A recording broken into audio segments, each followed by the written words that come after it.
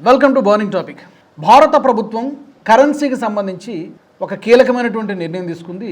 అతి త్వరలోనే బహుశా ఈ ఏడాది చివరికి కానీ లేకపోతే 2027లో కానీ మన కరెన్సీ నోట్లు మారబోతున్నాయి. ఇప్పుడు మనం వాడుతున్నటువంటి 100, 200, 500 రూపాయల నోట్లు స్థానంలో కొత్త నోట్లు రాబోతున్నాయి. అంటే కాగితాల నోట్ల నుంచి పేపర్ కరెన్సీ నుంచి ప్లాస్టిక్ కరెన్సీకి షిఫ్ట్ కాబోతున్నాము. సరే, దీని గురించి ఒక సెపరేట్ డిస్కషన్ కూడా మనం చేసాం. దాని లింక్ కూడా కింద ఇస్తాను, మీరు చూడొచ్చు.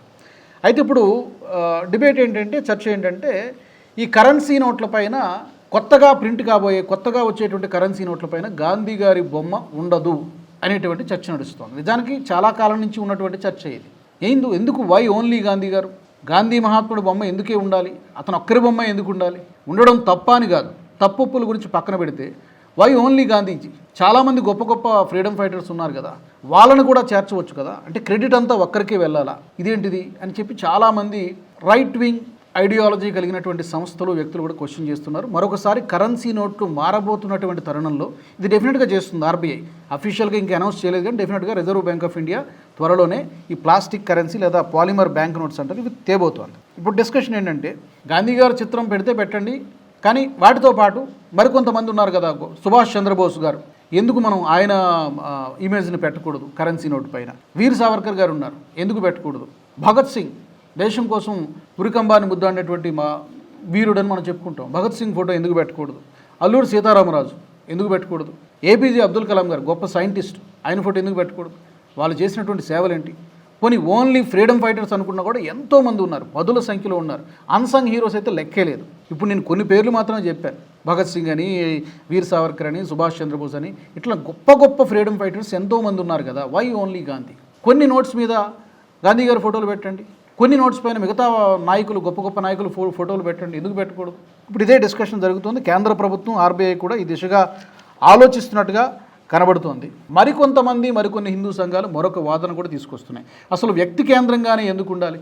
అసలు వ్యక్తుల ఫోటోలు అవసరమే లేదు, నేషనల్ ఫ్లాగో లేకపోతే ఇంకోటి ఏదైనా మన 3 సింహాల బొమ్మ ఇలాంటివి ఉంటే సరిపోతాయి, అసలు వ్యక్తుల ఫోటోలు అక్కర్లేదనే వాదన కొంతమంది చేస్తున్నారు. మరికొంతమంది ఏమంటున్నారంటే, హిందూ దేవీ దేవతల చిత్రాలు, అంటే రామాయణ మహాభారత ఇతివృత్తాల గురించి పెట్టండి, లేకపోతే శ్రీరాముడి గురించి పెట్టండి, శ్రీకృష్ణుడి గురించి పెట్టండి, వీటిని ప్రతిబింబించేలాగా కూడా వినాయకుడి గురించి పెట్టవచ్చు, లక్ష్మీ గణపతి గురించి పెట్టవచ్చు. ఇలాంటివి మన హిందూ దేవీ దేవతల చిత్రాలు ఎందుకు మన కరెన్సీ నోట్లపై ఉండకూడదు? ఈ క్వశ్చన్ రైజ్ చేస్తున్నారు చాలామంది. డెఫినెట్గా ఈ మాట వినగానే ఉలిక్కిపడి లేస్తారు చాలామంది. ఈ సూడో సెక్యులర్ వాదులు, కుహనా సెక్యులర్ వాదులు అంత ఎత్తున లేస్తారు. మనది సెక్యులర్ కంట్రీ కదా, అలా ఎలా చేస్తారని చెప్పి గగ్గోలు పెడతారు. డెఫినెట్గా అంత సాహసం కూడా బహుశా ఆర్బీఐ కానీ కేంద్ర ప్రభుత్వం కానీ చేయకపోవచ్చు, కానీ డెఫినెట్గా కొంతమంది అది కూడా డిమాండ్ చేస్తూ ఉన్నారు. తప్పు కూడా ఏం లేదు, ఎందుకంటే ఇండోనేషియా మనకు తెలుసు, ఇండోనేషియా ప్రపంచంలోనే ఎక్కువ ముస్లిం జనాభా కలిగినటువంటి దేశం, రైట్? మరి ఇండోనేషియా కరెన్సీ నోట్ల పైన గణపతి, మన లక్ష్మీ గణపతి అంటాం కదా, గణపతి ఇమేజ్ మనకు కనబడుతుంది. మరి వాళ్ళు ఎందుకు పెట్టుకున్నట్టు? అంటే హిందూ మూలాలు కనెక్షన్ ఉంది. అంటే అక్కడ గణపతి అనేది ఒక దేవుడు అని కాకుండా రిలీజియస్ యాంగిల్లో వాళ్ళు చూడరు, సివిలైజేషన్ యాంగిల్లో చూస్తారు. ఈ విషయాన్ని అర్థం చేసుకోవాలి.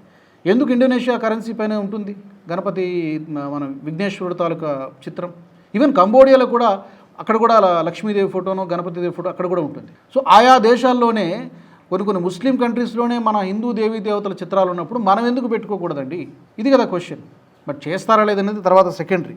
ఆర్బీఐ గవర్నర్ ఏం చేస్తారో, మోదీ గారు ఏం చేస్తారో, కేంద్రం ఏం చేస్తుందో తెలియదు. ఈ సందర్భంగా ప్రస్తావన వచ్చింది కాబట్టి అసలు యాక్చువల్గా ఒరిజినల్ కాన్స్టిట్యూషన్, ఒరిజినల్ రాజ్యాంగ ప్రతులు, చేతి వ్రాతతో కూడినటువంటి ప్రతులు, ఒరిజినల్ అంటే 1950s గురించి నేను మాట్లాడుతున్నా. ఆ టైంలో మన ఒరిజినల్ కాపీల్లో, రాజ్యాంగ ప్రతులలో మహాభారత ప్రస్తావన ఉంది, రామాయణం యొక్క ప్రస్తావన ఉంది. మీకు ఇమేజెస్ కూడా చూపిస్తా. శ్రీరాముడు, సీతమ్మ, లక్ష్మణుడు వీళ్ళ తాలూకా ప్రస్తావన హ్యాండ్ పెయింటెడ్ చిత్రాలను కూడా మనం చూడొచ్చు. ఒరిజినల్గా ఉన్నాయి, ఇవన్నీ కూడా ఉండేవి. కానీ తర్వాత దీన్ని అఫీషియల్గా ఎక్కడా తొలగించకపోయినప్పటికీ కూడా రకరకాల ఈ సెక్యులరిజం అనేటువంటి పదాన్ని ఉపయోగించి ఇందిరాగాంధీ గారి హయాంలో లేనటువంటి పదాన్ని సెక్యులర్ అని చేర్చి ఇవన్నీ కూడా తీసేశారు. ఈ కొత్తగా వచ్చినటువంటి ప్రతుల్లో ఎక్కడా మనకి ఇవేవి కనిపించవు.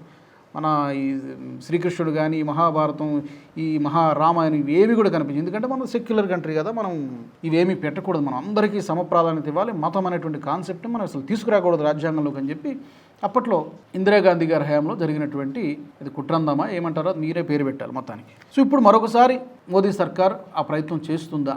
సరే దేవీ దేవతల చిత్రాలు పెడతారా లేదు కానీ కనీసం గాంధీ గారి స్థానంలో ఇంకెవరైనా ఫ్రీడమ్ ఫైటర్ని తీసుకొచ్చేమని పెడతారా? లేదంటే కొన్ని నోట్ల పైన 500 రూపాయల నోట్ల పైన ఒకరి ఫోటోలు పెట్టి 200 రూపాయల నోట్ల పైన ఇంకోరు ఫోటో పెట్టి ఏం చేస్తారో తెలియదు. ప్రస్తుతానికైతే సస్పెన్స్గా ఉంది. మేబీ ఏం జరుగుతుందో తెలియాలంటే బహుశా మనము ఒక 4-5 నెలలు వేచి చూడక తప్పదు. మరి మీ ఒపీనియన్స్ ఏంటి? కరెన్సీ నోట్లు కొత్తగా రాబోయేటువంటి ఈ ప్లాస్టిక్ కరెన్సీ నోట్లపైన ఎవరి బొమ్మను పెట్టాలి? గాంధీ గారి బొమ్మను పెట్టాలా, లేకపోతే ఇంకెవరిదైనా ఫ్రీడమ్ ఫైటర్సో లేకపోతే సైంటిస్టులో ఇటు చాలామంది ఉన్నారు. రకరకాల వివిధ రంగాల్లో గొప్ప సేవలు చేసినటువంటి మహానుభావులు ఎంతోమంది ఉన్నారు. ఎవరి ఫోటోలు పెడితే బాగుంటుంది? తప్పకుండా మీ ఒపీనియన్స్ని కామెంట్స్లో షేర్ చేయండి. ఈ వీడియో నచ్చినట్టయితే జై హింద్ అని కామెంట్లో పెట్టండి. ఈ వీడియో మీకు నచ్చినట్టయితే లైక్ చేయండి, 10 మందికి షేర్ చేయండి. అలాగే కామెంట్ల రూపంలో మీ అభిప్రాయాలను మాతో పంచుకోండి. Nationalist hub group of channels ను సబ్స్క్రైబ్ చేసుకుని తెలుగునాట జాతీయవాద జర్నలిజాన్ని ప్రోత్సహించండి. ఈ వీడియో కింద ఉన్న బెల్ ఐకాన్ పై క్లిక్ చేయడం మర్చిపోవద్దు.